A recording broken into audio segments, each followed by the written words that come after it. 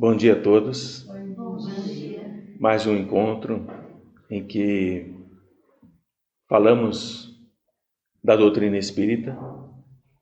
Ao mesmo tempo, aprendemos o que a espiritualidade nos ensina sobre os nossos dois planos, a erraticidade material e a erraticidade espiritual, as influências que nós temos concomitantemente entre um e outro, as consequências boas ou nem tão boas que podem acontecer conosco e que muitas vezes nós não as compreendemos muito bem, porque estamos num processo de aprendizado.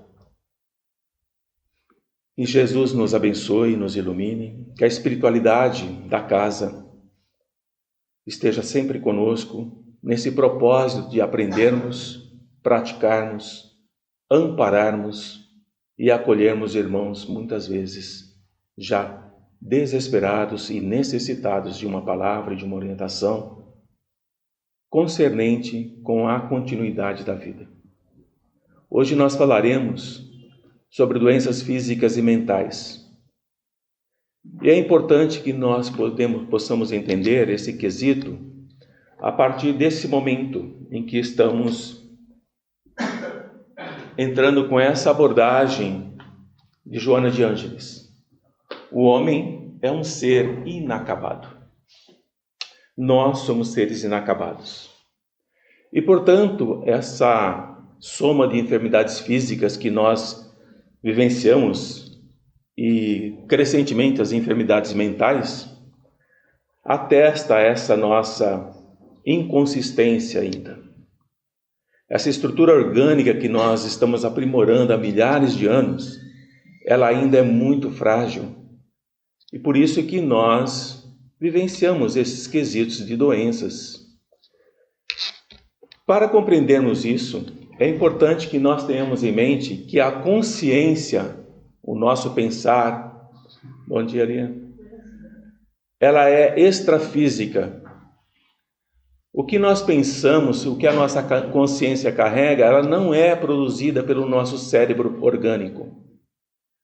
Ela possui elementos que se exteriorizam no nosso mundo para que nós possamos compreender que nossa energia pensante ela já é pré-existente.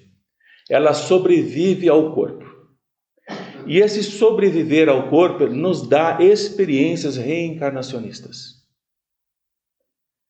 E nessas experiências reencarnacionistas nós vamos adquirindo conhecimentos, sentimentos, até alcançar aquilo que Joana de Ângeles fala de plenitude, a sabedoria. Tudo que vivenciamos, tudo que experimentamos, tudo que se apresenta diante de nós, faz parte da aquisição de conhecimentos e o trabalhar de sentimentos e emoções. Mas as doenças orgânicas, as nossas doenças físicas, diabetes, hipertensão, cânceres, todas essas que nós estamos acostumados a ver e ouvir e acontecem em nossas famílias, com os nossos amigos, elas existem para nos convocar a reflexões, reformulações morais que vão proporcionar o nosso reequilíbrio. Aquele tempo em que estamos acometidos de doenças às vezes severas, muitas vezes incuráveis, é o momento, por incrível que possa parecer, na nossa busca para o reequilíbrio. É necessário esse tipo de patologia para que a evolução se apresente sob impositivos. Impositivos que vão nos impelir, que vão nos levar a momentos muito difíceis, onde muitas vezes a nossa reincidência no fracasso moral acontece novamente. Nos rebelamos, questionamos, acusamos, porque somos frágeis. O organismo humano é frágil. E ao compreender que essa doença, esse momento que nós estamos vivenciando, equivocadamente é algo como punitivo, nós estamos recomeçando. Porque o nosso corpo orgânico, esse corpo que nos proporciona entrarmos em contato um com o outro, ele depende, importante isso, dos fluxos e refluxos da energia psíquica. A nossa mente. Como ela vai e volta. O que ela leva e o que ela traz. Como isso reflete no nosso corpo físico. Temos que ter consciência desse mecanismo. Porque é uma nossa máquina orgânica, ela depende disso.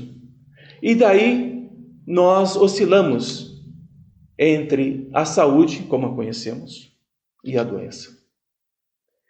E esse oscilar é que vai permitir que as nossas peças, isto é, os nossos órgãos, a nossa mente, os nossos sentimentos, possam se equilibrar ou não. Depende de como nós os acionamos. Mas é uma coisa importante. E aqui nós entramos no quesito dos assistidos, e mesmo de nós. Ninguém pode curar um doente que se obstina em conservar o seu mal e nele se compraz. Porque não existe um cego pior do que aquele que não quer ver. Quando nós reconhecemos a inutilidade de todas as tentativas para abrir os olhos desses irmãos que chegam até a casa espírita, fascinados ou obsediados, o que nos resta fazer, após entrar em prece e pedir por ele, é deixá-lo seguir com as suas ilusões, até o momento em que ele retorna. Daí a frase do Mestre Jesus: ide e não pecai mais, para que não vos aconteça algo pior. Esse falar do Mestre nos alerta para uma situação que está no livro dos médiuns. Há espíritos que procuram nos atrair para o mal, aproveitando as circunstâncias em que nos encontramos. Qual é a circunstância que eu me encontro? Estou abalado emocionalmente? Como está o meu psicológico? O que acontece ao meu entorno que me equilibra ou desequilibra? A espiritualidade equivocada aproveitam essas circunstâncias para acentuar esse processo em nós. Mesmo que elas não existam, eles procuram criar situações nas quais nós nos desequilibramos e vão nos impelindo para aquilo que nós cobiçamos ainda diante da inferioridade que nós carregamos. Muitas vezes irmãos chegam até nós e nos dizem assim: eu não queria fazer, eu sabia que era errado, mas algo muito forte em mim dizia: faça, faça, faça. São situações que são criadas para que nós caiamos novamente no erro e na descrença de que podemos sim evoluir a cada dia mais. Na pergunta 475, Kardec pergunta: pode alguém por si mesmo afastar os maus espíritos e libertar-se da dominação deles? A espiritualidade responde: sempre é possível. A quem quer que seja, subtrair-se ao jugo desde que com vontade firme o queira fazer. Essa vontade firme, ela tem grande importância, porque se ela não existir, há necessidade de auxílio, de pessoas de bem, de boa vontade, equilibradas, que têm o quesito moral suficiente para intervir sobre a ação do Espírito. Mas Kardec não se dá por contente e pergunta novamente: a prece é um meio eficiente para a cura da obsessão? Veja o que a espiritualidade responde: a prece é em tudo um poderoso auxílio, mas não basta que alguém murmure algumas palavras para que obtenha aquilo que deseja. É necessário que o obsidiado, o nosso irmão, o nosso assistido, faça a sua parte. E é necessário que ele destrua em si mesmo a causa da atração dos maus espíritos. Se ele não compreender isso, e nós, como trabalhadores da doutrina espírita, fiéis a Jesus, seguidores do Mestre, não os esclarecemos nesse quesito, A prece, por si, é apenas um poderoso auxílio. Por quê? A mudança é necessária. Ela se faz presente. Muitas vezes nós ouvimos assim. Eu ouvi isso há poucos dias. Uma pessoa com grande sofrimento, grandes dificuldades, uma doença impactante na família. E eu ouvi alguém da nossa doutrina dizendo assim: o melhor que você tem que fazer é orar. Ore bastante, peça a Deus para te proteger. Peça aos amigos espirituais para que ilumine e fortaleça sua família. Não está errado, nem equivocada essa colocação, ela é corretíssima. Mas Kardec também nos avisa, e daí a importância do estudo da doutrina, que isso não é suficiente.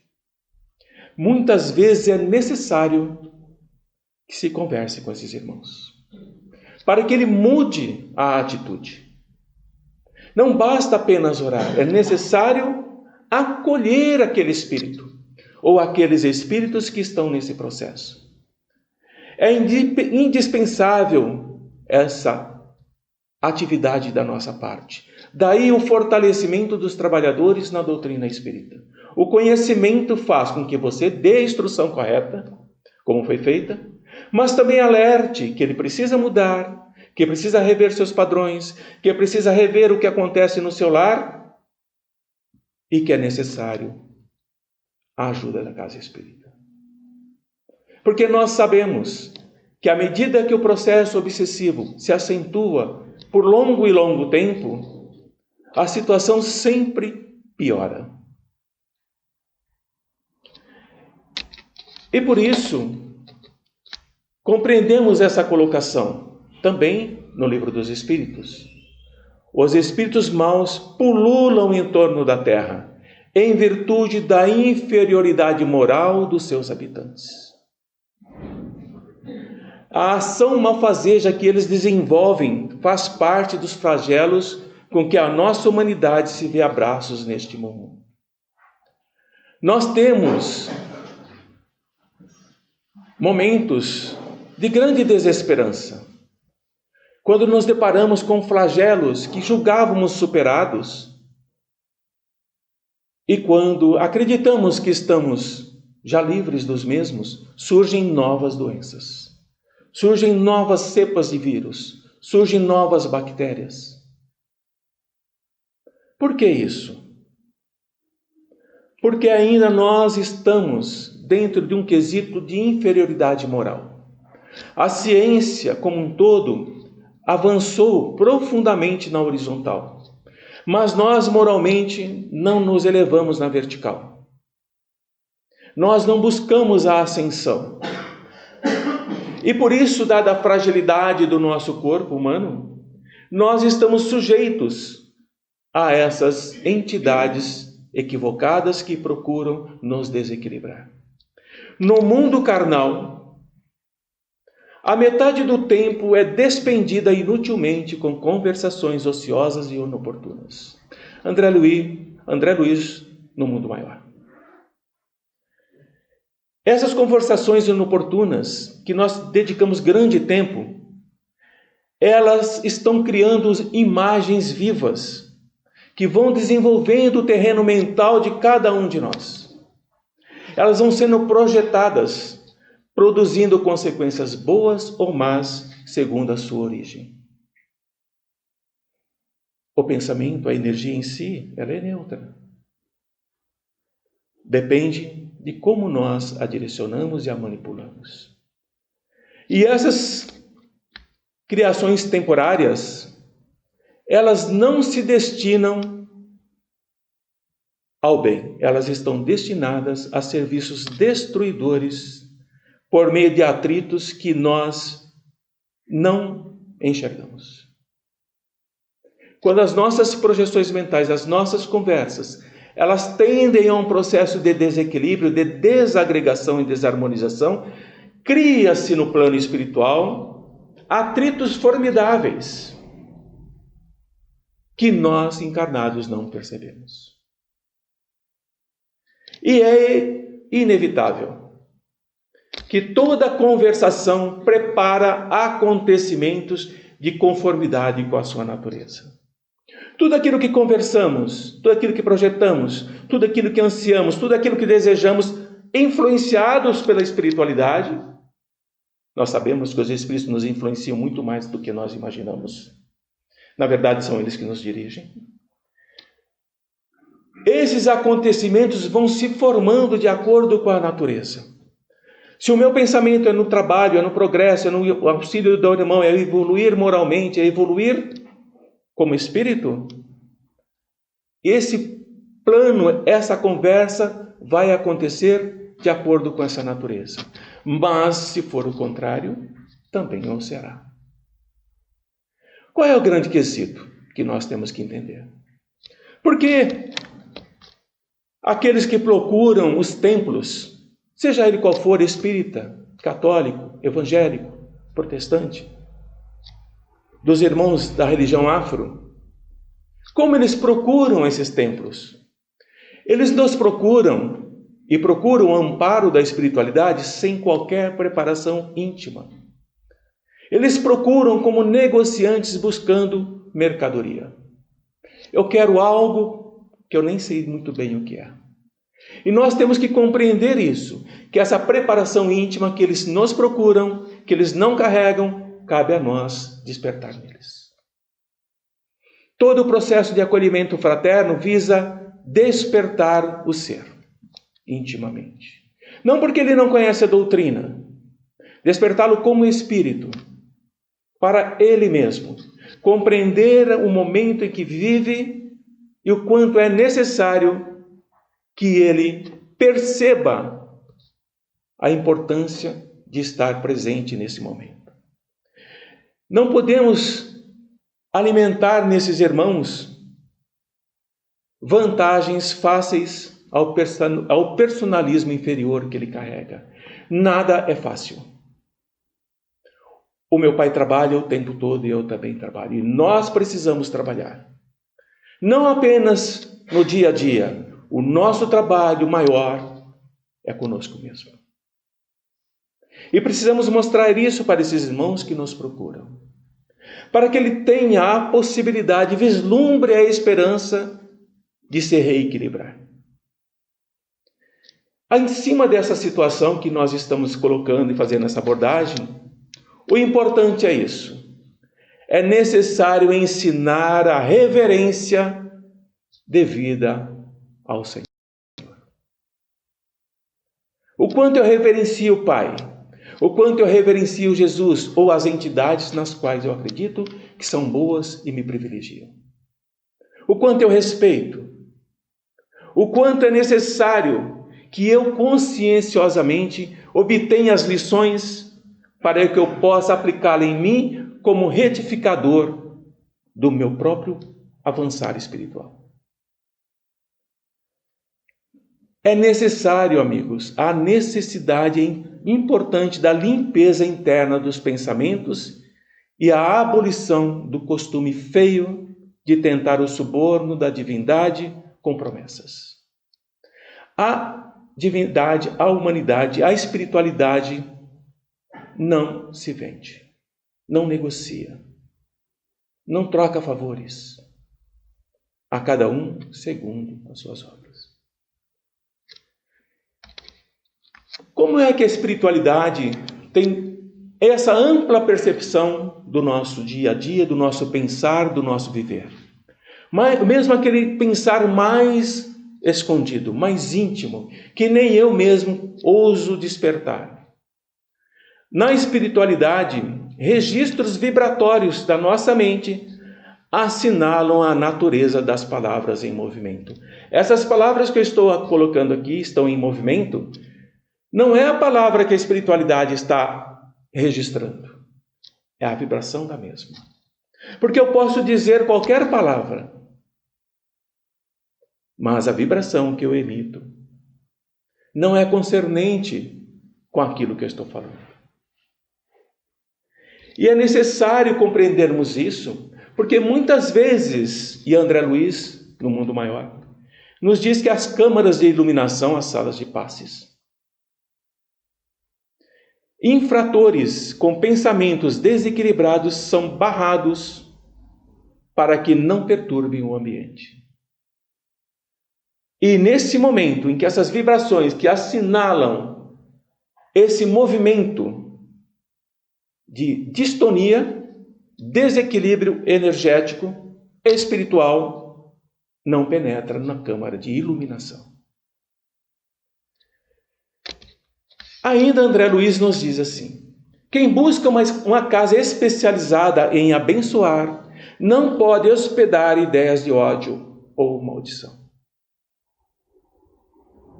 Quando nós buscamos uma casa especializada para socorro, ou para trabalhar na mesma, se nós não fizermos a nossa reforma íntima, se não procurarmos o nosso crescimento espiritual, dentro daquilo que Jesus nos traz através do codificador, nós entramos nesse campo vibratório e equivocadamente acreditamos que o estudo, que a conversa, que o equilíbrio que eu busco está sendo alcançado, mas é um equívoco.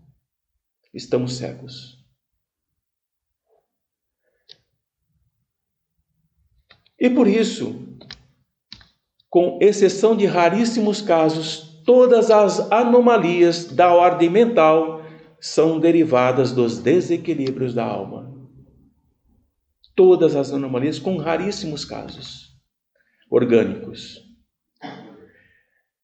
E a espiritualidade nos avisa, e o percebemos no dia a dia, que nós estamos longe, muito longe, de ter trabalhadores suficientes com conhecimento e treinados para socorrer com eficácia os encarcerados nas cadeias das obsessões terríveis e amargurosas. São poucos trabalhadores. É tão grande a quantidade de doente no quesito mental que não sobra outro recurso além, muitas vezes, de nos resignarmos. Por isso, o trabalhador com conhecimento de doutrina espírita jamais deve se sentir debilitado, se sentir incapacitado, se sentir como aquele que não consegue socorrer o irmão. Não é isso. É necessário que nos casos de obsessão grave, o obsidiado ele está envolvido e impregnado de um fluido pernicioso, o nosso perispírito, que neutraliza a ação dos fluidos salutares e os repele. Quando eu não quero, eu não recebo. Por mais que nós possamos doar. E é desse fluido que vai importar a nossa atitude de desembaraçá-lo, de auxiliá-lo, orientá-lo, esclarecê-lo, deixá-lo consciente da responsabilidade que cabe a ele. E seremos felizes ao perceber que esse irmão, essa irmã, esses amigos que vieram até nós, angustiados e desesperados, começam o processo de reabilitação. Mas sabemos que não estão livres. Há muito caminho pela frente, há muita luta, há muita dor, há muito e muito que trabalhar o inimigo interior, que é o nosso próprio conhecimento da vida. E nos casos de perseguição sistemática de entidades vingativas e cruéis, no plano inacessível às percepções do homem vulgar, é ali que eles agem. Por que coloca-se o homem vulgar? Porque a maioria de nós não temos o quesito, o dom, a capacidade da mediunidade. Não conseguimos tirar esse véu da nossa frente, que é do plano espiritual. E não vivenciamos isso e não vemos, mas sentimos os efeitos. E esse sentir desses efeitos faz com que nós caiamos cada dia mais em processos depressivos, questionadores da própria existência. Os casos de obsessão e possessão chegam a impressionar pela quase completa ligação entre os verdugos e as vítimas. Vemos isso todos os dias nas salas de passe. Vemos isso na literatura que estudamos. Vemos isso em todas as obras sérias da doutrina espírita, que nos dizem, quando eles não adentram a sala de passe, a câmara de iluminação, como diz André, porque a câmara está muito bem preparada, muito bem protegida, aguardam serenamente do lado de fora. E quando retorna, acoplam-se novamente ao campo magnético daquele que recebeu socorro. Dessa forma, nós pouco a pouco vamos percebendo que aquilo que nós sentimos no dia a dia, complexos de inferioridade, recalques que nós carregamos, libidos desorientadas e desequilibradas, são emersões do nosso subconsciente ou inconsciente profundo. Não foram adquiridas no curto espaço dessa existência terrestre. Não foram. Não é resultado pleno e total dessa atual existência. São características da personalidade de experiências passadas. O nosso inconsciente, esse porão mental que nós carregamos, se dilata pouco a pouco. E as nossas lembranças, os nossos repositórios das emoções, dos nossos desejos, dos nossos impulsos, das nossas tendências, começam a se projetar na nossa tela mental. E não compreendemos como isso está vindo à minha mente. De onde vem isso? Por que isso acontece? E se nós não temos respostas lógicas, claras, que realmente nos dão a certeza de que eu realmente estou dentro de um processo de reequilíbrio e, portanto, é natural que essas cargas venham até mim, em consequência de todas as lutas com as nossas aquisições mentais e emotivas, nós utilizamos vários corpos já. Nós representamos nesse momento a estratificação de todas as lutas do nosso passado. Somos isso. Somos um resumo hoje de tudo que nós já vivenciamos. E se nós aqui estamos, é porque ainda erramos muito e iremos errar muito ainda. Mas hoje nós temos a compreensão do porquê erramos, como erramos e o que precisamos fazer para não acontecer novamente. Essas aquisições mentais e emotivas que nós estamos enfrentando, elas são consequências, sim, de um passado, da utilização de vários corpos de forma equivocada. Mas ela, nesse momento, nos dá esse equilíbrio que nós temos aqui. Buscar respostas. Entender por que passamos por situações que nós questionamos e muitas vezes se tornam incompreensíveis para o momento em que vivenciamos. Psicoses do sexo, tendências inatas para a delinquência. Quantos filhos amados, educados plenamente dentro de uma moral espírita ou de uma moral religiosa, têm a tendência para a delinquência. Desejos extravagantes são modalidades do patrimônio espiritual dos enfermos que ressurge de muito longe, em virtude da ignorância ou do relaxamento voluntário da personalidade que nós carregamos hoje e que nos levam para círculos desarmônicos. Não é culpa dos pais, não é culpa da educação que foi dada. É do desequilíbrio do próprio espírito familiar que está conosco encarnado para ser auxiliado, para ser amparado, para mostrar o caminho, mas a escolha dele. Livre-arbítrio. Nos aproximando do final da nossa pequena aula, muitas vezes nós precisamos entender isso. Depois que a loucura se instala, na maioria dos casos terminou o processo da desarmonia psíquica. O que está sendo dito aqui não há como retornar ao processo normal, depois que a loucura se instala. É muito difícil reconduzir para uma restauração perfeita de saúde esses irmãos alienados, obsediados, fascinados, subjugados. É uma batalha incessante, onde nós vamos lutando para que possa acontecer isso. Mas esse enorme desequilíbrio em que nós nos deparamos muitas vezes não impede o socorro espiritual. Porque o socorro espiritual começa a implantar os mecanismos da futura recuperação. É providencial e eficiente.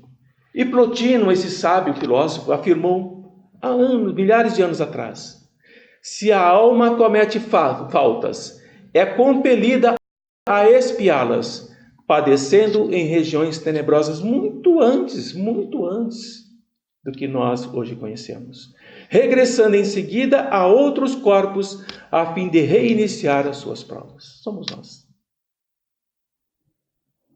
Somos nós. Porque todos nós passamos de loucos incipientes. Sabem o que é louco incipiente? Aquilo que nós olhamos para a pessoa e dizemos assim: não entendo o que ele está fazendo. Que coisa estranha. Nossa, isso não está muito certo.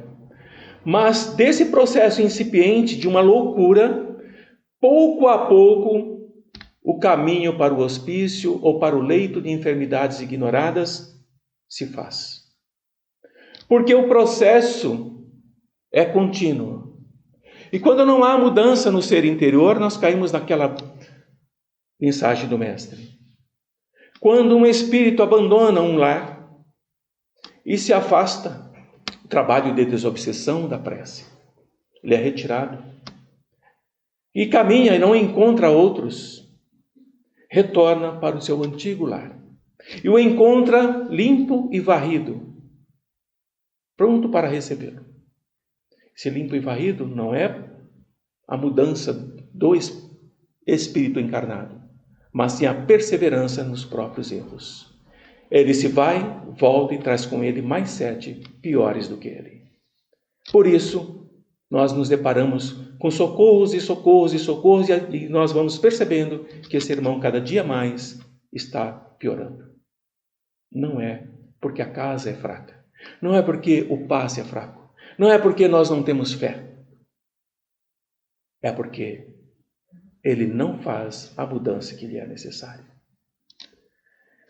A extensão do sofrimento humano nesse sentido confunde-se também com o infinito. Lembra-se que não é a extensão do sofrimento terreno, a extensão do sofrimento humano, nesse sentido, confunde-se também com o infinito. Há orbes e orbes e orbes, em situações iguais ou piores do que a nossa. E para encerrar, algo que nos surpreende quando Joana de Ângeles nos diz: existem doenças porque existem doentes. Olha que interessante. A doença é um efeito de distúrbios profundos no campo da energia pensante ou do espírito. Se nós somos herdeiros de nós mesmos e nós vamos nos utilizando dos recursos que nós vamos amealhando, nós devemos investir para alcançar etapa a etapa o progresso espiritual. E é em razão disso que nós podemos afirmar, sem sombra de dúvida, o quanto vibramos no plano espiritual, com as nossas emoções, com os nossos sentimentos, é o quanto estamos plantando para colhermos. E se um dia reencarnarmos ainda doentes, teremos doenças da alma e do corpo físico. E Jesus nos disse: ide e curai em meu nome. Ide e auxiliai em meu nome. Eu vos dou a minha paz, eu vos deixo a minha paz. Mostrando a todos nós, imperfeitos que ainda somos. E no grupo de 12 apóstolos haviam os imperfeitos. Judas, não é? Pedro. Mas em momento algum, Jesus os expulsou do seu entorno. acreditando e confiante na mudança que eles trariam não para si apenas, para a humanidade. E por isso ele os tornou pescadores de almas. Nós somos pescadores de almas. Precisamos saber pescar. Não podemos e não devemos jogar a rede onde não há peixes que necessitam ser colhidos. Estamos imersos num imenso oceano de energia. Por onde navegamos, pelos mares tempestuosos ou calmos, depende das nossas escolhas. Se queremos ser farol, um fanal, como diz Joana de Ângeles, temos que aprender a brilhar. E aprender a brilhar é enfrentar as trevas, as tempestades, sempre alertando os navegantes que se aproximam dos rochedos da alma, que ferem, que cortam, que naufragam muitos e muitos irmãos. Mas aquele que segue a luz, aporta em lugar seguro. Terminamos a nossa pequena aula, dentro do prazo. Vamos fazer a prece.